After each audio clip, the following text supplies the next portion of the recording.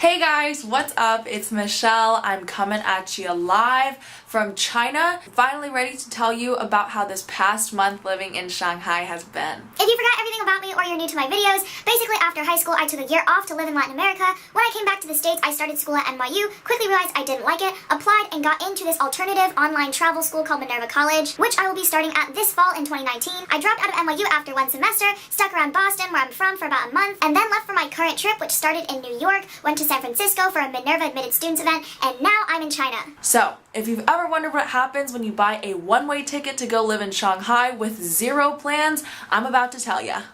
First of all, to cover logistics, almost my entire family lives in China, and a good portion of them live in Shanghai. This includes my grandparents on my dad's side, who I am staying with. Because of that, my living expenses are pretty much covered, but I do go out quite often, and the money to do that is also covered by my grandparents. Combining the times that I do eat out with public transportation, I spend on average $5 a day. Now on to the good stuff. Before I start, I just want to say that even though I didn't have anything specifically planned in coming here, I did have a very specific goal. And that is to understand China better as a country on a bigger picture level, so its history, its politics, and how that affects people in their everyday lives, and also on a personal level. So spending time with my family and figuring out what all this means for me and my personal identity as a Chinese American. Not having any plans and just going with the flow here has really allowed me to organically find opportunities that I think are best suited to that goal through exploring the city and meeting new people that are like-minded. It's definitely hard sometimes not having that order and predictability that a structured routine gives you, but I also figured that I'm starting university in the fall where I'm going to have a lot of structure and routine and responsibilities, so I'm definitely very happy to take advantage of the time I have now and just flow with whatever life has to give me here. That being said, I'm going to break up the experiences that I have had so far in China into two camps. The first is the challenges I've had adjusting to living here, and the second is what I've been doing with my time and how that's going to affect the trajectory of my trip going forward. So for the difficulties I've had adjusting to life in China, there are three main things. The first is problems with my phone. When I go out, obviously I need to contact my family who I'm staying with. I need to contact friends if I'm meeting up with them. And also, your cell phone is the primary form of payment in China. Pretty much nobody uses cash, and even less people use credit cards. Instead, they use WeChat Pay or Alipay. At first, I thought I could just use my US phone and put a Chinese SIM card in it, but turns out those two get along about just as well as the two countries do. Not very well. I ran into all sorts of technical difficulties with getting 4G on my phone, getting the pay feature to work on my WeChat account, which I made with an American number, getting Alipay to work without a Chinese bank account. In the end, the solution ended up being this, which is my grandma's old Chinese phone. If you're wondering, it's not Huawei, it's actually a Lenovo Vibe, so super high-tech stuff. I did have to make a whole new WeChat account with a Chinese number though, so I could do WeChat Pay. And Alipay we also somehow figured out, but basically in the end, you can't really combine US and Chinese ways of doing things, you just need a separate Chinese phone. That kind of brings me to the second thing that I've been struggling with, which is the censorship. Literally everything that we use in the West is blocked by China. So no Google, which includes Google Drives, Gmail, Google Photos, everything under Google. No YouTube, no Instagram, no Facebook, no Snapchat, no WhatsApp, nothing. Of course, you can use a VPN to get over the Great Chinese Firewall, but even my paid VPN, which is actually a pretty popular one that a lot of people use, hasn't been working very well, honestly. And I'm pretty sure it has to do with the slow Wi-Fi at my grandparents' house. But I also know for a fact that when there are big important political events going on, such as the recent annual Congress meetings in Beijing, nobody's VPNs really work. So once again, the solution to this is using Chinese apps. So using Baidu instead of Google, using WeChat to communicate with people instead of Facebook and WhatsApp. It's actually been really interesting facing both of those difficulties because it is firsthand experiencing how the US and China do not fuck with each other. Especially with the use of smartphones, the US is scared that China's gonna spy on them and vice versa, so they've pretty much cut off all the connections in terms of commonly used apps that reveal sensitive information. It makes sense, but it is annoying at times. The third challenge I've faced is overcoming cultural and generational gaps apps with my grandparents. In the end, they're still pretty traditional Chinese grandparents who are concerned for my safety, mainly because I am young and female. Situations like going out at night or traveling with a friend who's visiting from the States turns into much bigger discussions about differences that we have and how we think because we grew up in very different cultures and times. That is a whole other big topic to get into though, so I will probably maybe make a video about that in the future and elaborate more on it then. That being said, all three of those challenges that I've encountered have definitely not been things that I consider negative experiences. Rather, I feel like they're opportunities to grow and learn, which is exactly why I wanted to come to China in the first place. Now on to the fun stuff about what I have been doing in Shanghai. Most of my time here is spent exploring the city. I have a maps app on my phone where I've been marking down all the places that friends and family have told me to visit, which includes places both in Shanghai, the city,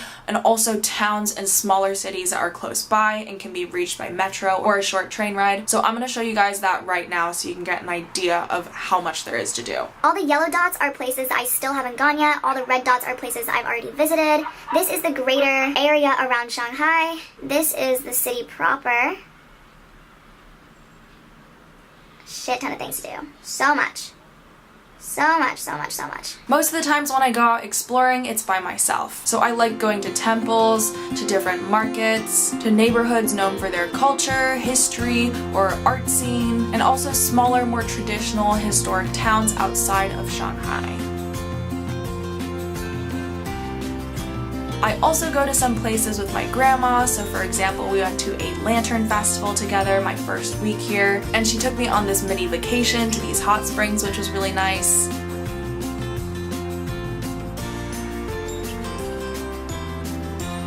I also often explore new parts of Shanghai with friends. A girl named Jenna that I've actually known for a few years now but mainly kept in contact with through Facebook Messenger is actually here in Shanghai right now, and the other day we went to see this big Buddha statue outside of the city.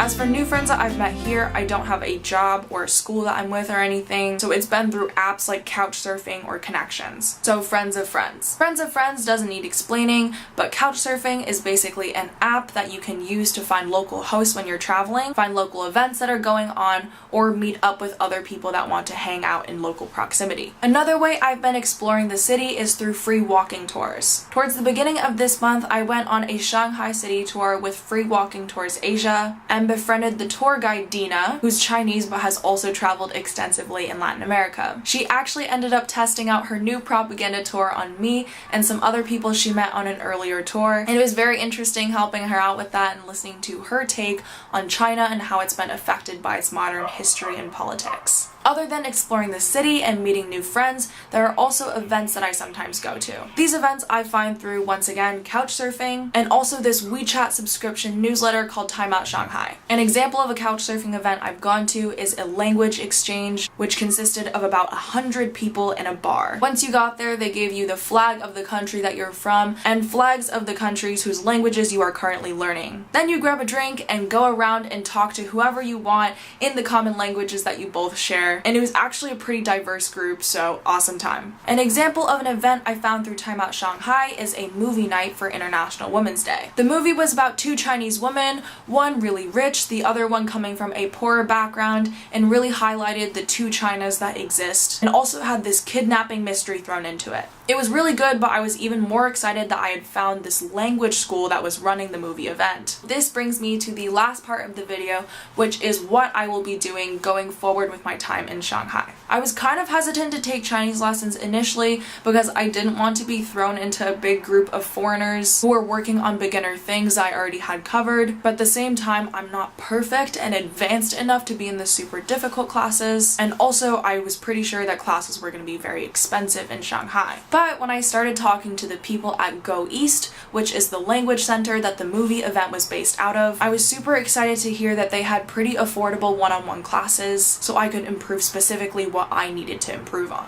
I was also really happy to hear that they had quite a few other Chinese Americans, so they understood what it was like working with somebody that was a heritage speaker. The second thing I'm going to be working on going forward, I'm super excited about, and this has to do with a friend that I actually met on that Shanghai city walking tour I mentioned earlier. Her name is April, and she's from China, but she studied in university in Europe and also lived in New Zealand for a year. During her time abroad, she noticed that everybody reacted to her and the fact that she was Chinese very differently based on who they were, where they were from, and their stereotypes/impressions of China as a country. From living in a foreign country with so many foreigners, she, as well as other Chinese international students, realized a lot about their own Chinese identity. This sparked her interest in the topic and led her to start a documentary project about it. Eventually, she hit a dead end though because she realized that she didn't understand China, her home country, well enough to go through with it. So when she came home, she actually backpacked around the border of China for 3 months. This is where I get involved. She's been looking to restart her documentary project about Chinese identity,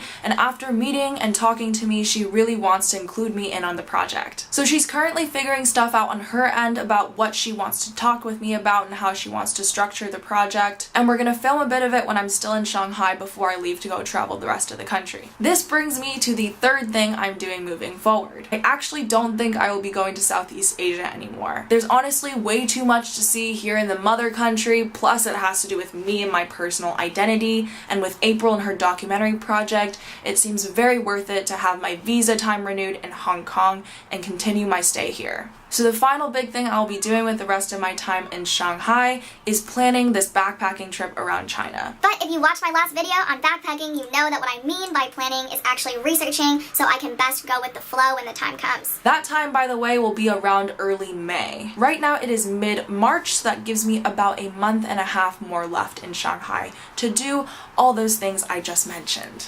I hope this update was interesting for you guys. Stay tuned every Wednesday for more videos about China and who knows what else. Thank you guys so much for watching, and I will see you next time.